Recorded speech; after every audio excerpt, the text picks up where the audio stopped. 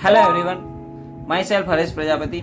Today I will also discuss about USB revision 41 multi interval.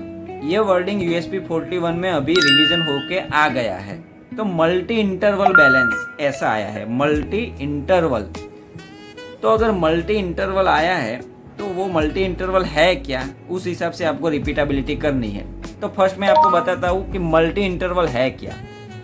कि अगर आपके पास balance है तो बैलेंस का कोई स्पेसिफिक रेंज होता है। जैसे आपके पास 5 डिजिट का बैलेंस है 220 ग्राम का, तो आपने बैलेंस पे कोई लोड रखा, तो 5 डिजिट में पहले वेइंग बताएगा। लेकिन कोई एक ऐसी रेंज आएगी जिसके बाद वो एक डिजिट कम कर देगा, ऑटोमेटिकली स्विच कर देगा।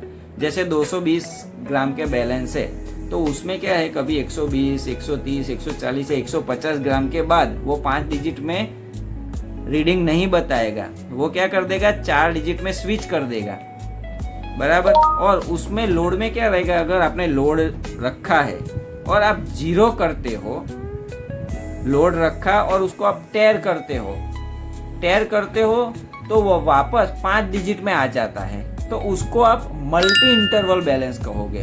क्या कहोगे? Multi interval balance.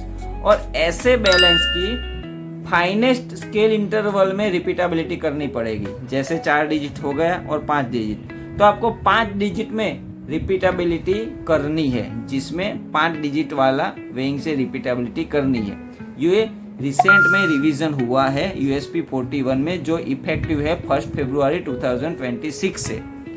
तो ये आपकी SOP में अगर नहीं है तो आप रिवाइज के पहले बैलेंस चेक किए कि ये फिजिबिलिटी है, कैसा बैलेंस है, उसके बाद आप प्रोसीड करिए एज पर USB 41। Every QC Pharma GLP person who operate the balance should know this.